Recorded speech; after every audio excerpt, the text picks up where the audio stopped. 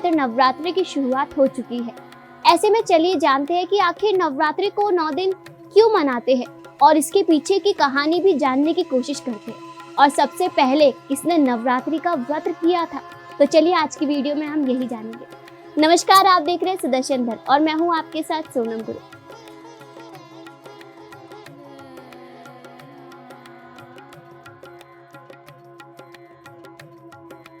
नवरात्रि के दौरान माता दुर्गा के 9 स्वरूपों की पूजा अर्चना की जाती है। शक्ति स्वरूपा देवी दुर्गा को प्रसन्न करने के लिए एक साल में 4 बार नवरात्रि पड़ती है, जिनमें एक बार शारदीय और एक बार चैत्र नवरात्रि। इसके अलावा 2 बार गुप्त नवरात्रि के दौरान भक्त माता की आराधना करते हैं। नवरात्रि में माता की पूजा अर्चना करने का विधान सदियों से चला आ रहा है, लेकिन क्या आप जानते हैं कि नवरात्रि की शुरुआत कब और कैसे हुई? सबसे पहले नवरात्रि में 9 दिनों तक व्रत किसने रखा था? अगर नहीं तो आज हम आपको बताएंगे कि नवरात्रि मनाने की शुरुआत कैसे हुई थी और सबसे पहले किसने नवरात्रि का व्रत किया था।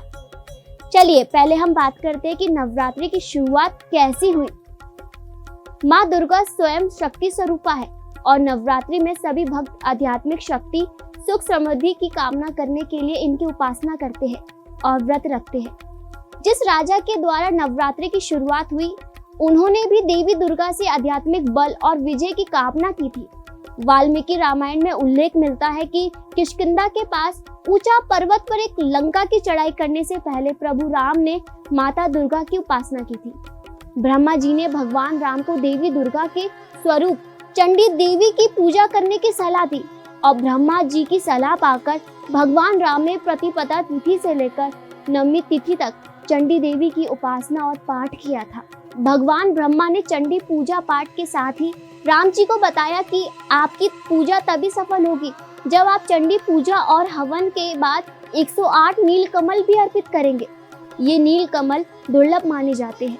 राम जी ने अपनी सेना की मदद से ये 108 नील कमल ढूंढ के लिए, लेकिन जब रावण को ये पता चला कि राम चंडी देवी की पूजा कर रहे हैं और नील कमल ढूंढ रहे, तो उसने अपनी मायावी शक्ति से एक नील कमल गायब कर दिया।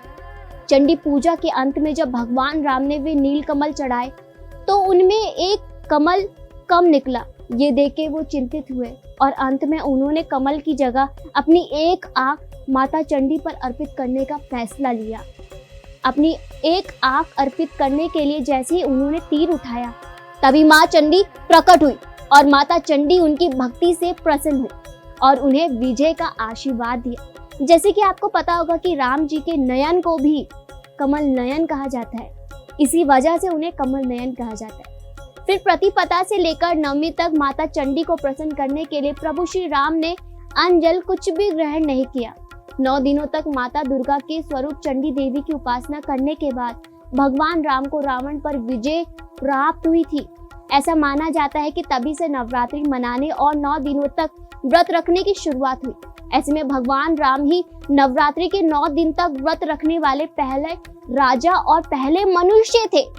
उम्मीद है कि आपको हमारी आज की वीडियो काफी पसंद आई होगी और आज की वीडियो से आप समझ चुके होंगे कि नवरात्रि का जो ये व्रत होता है ये किसने रखा था। तो इसी के साथ मैं आपसे विदा लेती हूँ। जय श्री राम और आप सभी को नवरात्रि की हार्दिक शुभकामनाएं।